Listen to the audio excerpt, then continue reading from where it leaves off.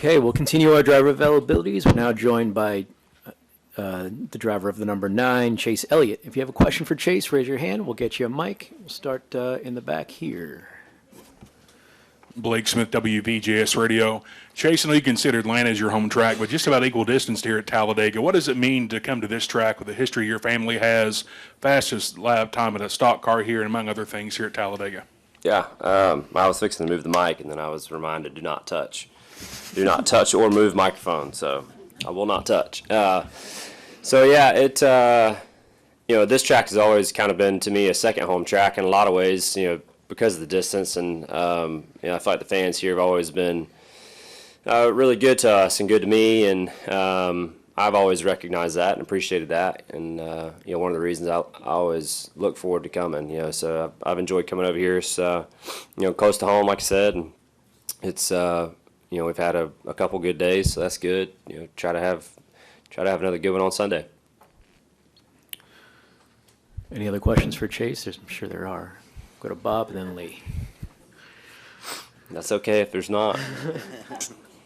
Are you Dawsonville's finest, or is your dad? I'm definitely not. So I'm not sure he is either. There's got to be better than us somewhere. I have a couple others. Do you have any idea? Will the extension on the roof rail on the right side and on the rocker panel? Do you have any idea if that's going to do anything? I don't know any more than you guys do. From that standpoint.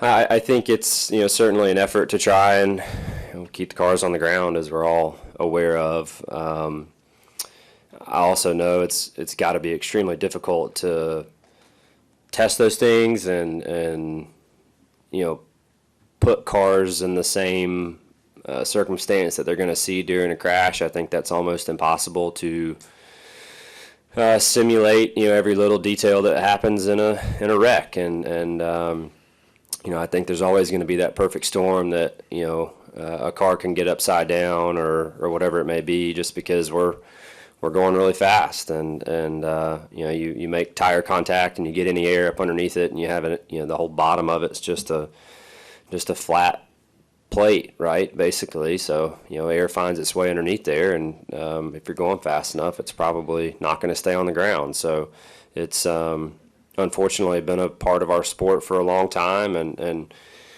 while I don't think you can necessarily completely eliminate that, hopefully there are ways to make it better, and hopefully this is a step in the right direction. I hate that it's an afterthought. It kind of looks silly, but outside of that, hopefully it's an improvement. And I hope we don't find out. I hope nobody finds out. Whether it works or it doesn't work, but.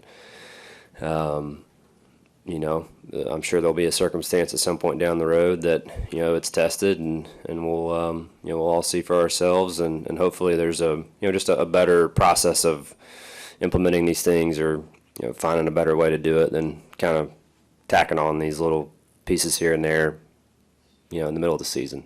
And how soon after Kansas did you look at points? Did you find out you were 4 points ahead, or did it, knowing you had Talladega and Roval there so crazy, did you even bother really looking how close it was?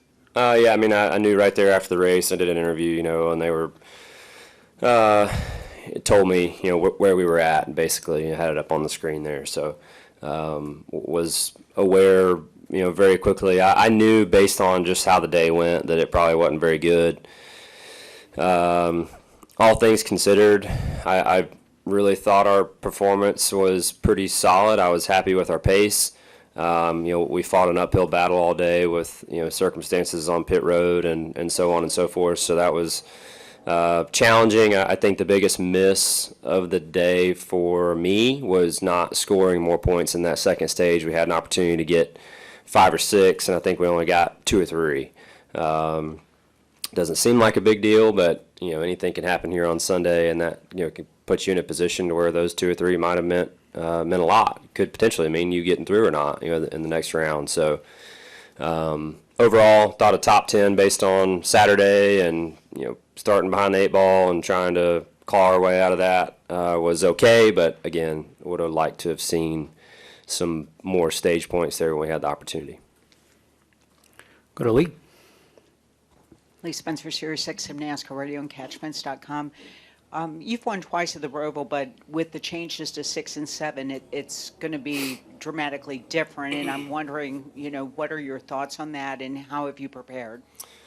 Yeah, I mean, to me, I kind of look at it as a new racetrack, truthfully, and that section of the track is, it is going to change the entire flow of a lap there, and so I've been kind of approaching it as a new track in my prep, and have spent some time in the sim and just trying to really just memorize the track and what little bumps are here or where or whatever. Typically those track scans are pretty good. I think that's probably one of the best things about the sim that a driver can go and get familiar with is the track layout, surface content, roughness, so on and so forth. So that's really about all I feel like I can do until we get some time on track. Obviously, we have extra practice next week, so hopefully that's enough to find a good rhythm and get in a good flow for qualifying, and then obviously for the race.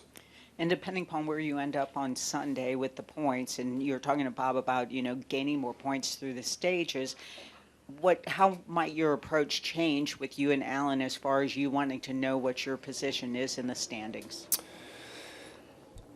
Yeah, I mean, we got to get through this week first, and whatever it is next week, I'll certainly be aware, throughout the day, and I'll be aware going in as to what the situation is and what the circumstances are that, what's required for us to move on or not. So, that I think it puts a lot of emphasis on this weekend. It'd be really nice to win this race for a lot of reasons, but,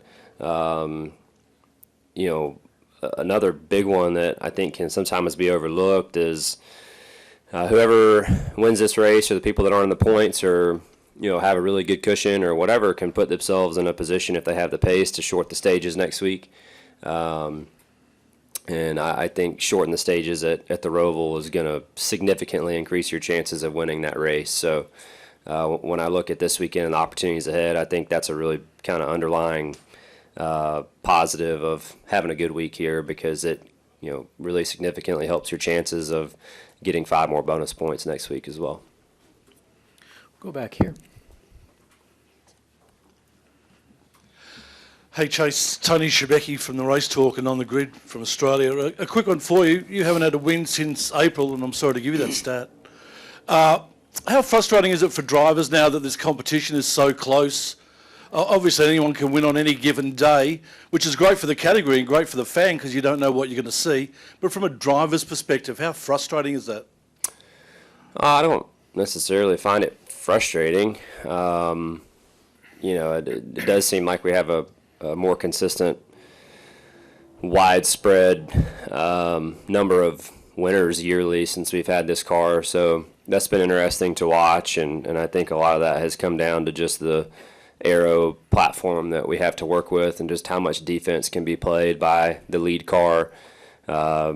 Restarts, shaking out circumstances, how fast your pit stop is, all those little details throughout a day can position you in a good position at the end of those races. And a lot of guys are good enough to hold on, for short stints. We see a lot of green-white checkers.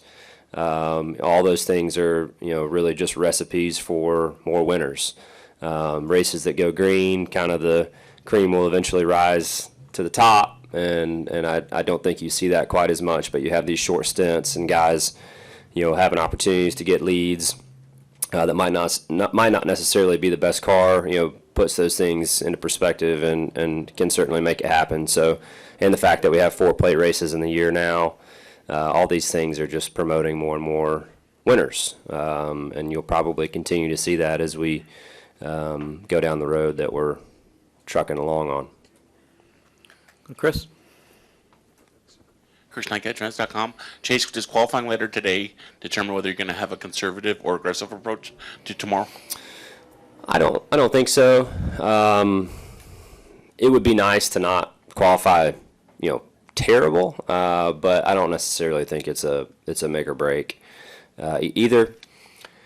I think if you can be somewhere inside the top 15 or so, maybe just outside the top 10, I think that would be really solid and put yourself in a plenty good enough position to, to have a shot. And I think that, everybody obviously is out to try and achieve that. But I think that, overall, it's not the end of the world if you don't qualify well. All the games that get played with manufacturers and so on and so forth, you're going to be pitting with those guys anyway. So it's not like a standard race week where the pit pick is quite as crucial as you would see like last week at Kansas, for instance.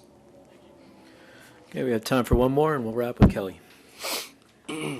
Kelly Crandall, Racer.com. Chase, as Stewart-Haas's tenure comes to an end in the Cup Series, obviously they're going to rebrand and do things a little different. But Stewart-Haas Racing, what do you think their legacy is, or how will you remember kind of what that company did over the last however many years? Yeah, that's a good question. My respect and admiration for Tony, I think, kind of raises that, my thought of that company and just what they did. And, I've always gotten along really well with him and looked up to him as a kid, when I was watching him race. And so I think that kind of skews my opinion a little bit. I'm not sure what his level of involvement is nowadays. Kind of seems like there isn't any, but I don't really know that for sure. But, when I look at what they did, through the course of however many years it's been, I mean, I know Gene was around long before Tony joined over there. And when Tony joined, it seemed like that was when things really ramped up and improved. And at that point, it was really impressive to watch because at that point in time, there wasn't a lot of driver owners that had success in the sport, very few. And I thought it was really cool to see a guy come in and, kind of stick his neck out in certain areas, whether it be financially or just from a sheer time standpoint and being spread thin. I think being an owner and a driver can probably do that to you. I've never experienced it, but I would imagine that is a factor. And I always thought it was really cool that he went out and did that and had success with it and made it work.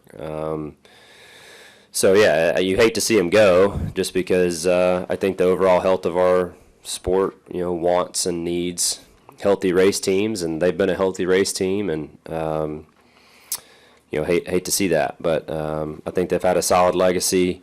Anytime you have something end like that, it's really easy to forget all the good that went on and just look at what's happened in the past year or whatever. But I still admire their efforts to go and be what they've become and, be a top-tier team in NASCAR. That's a hard thing to do, and they did that.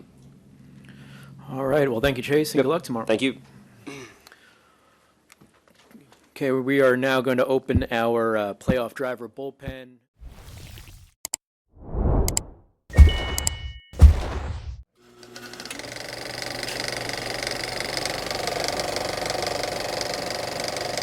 All right, there's the checkered flag. Great job, driver.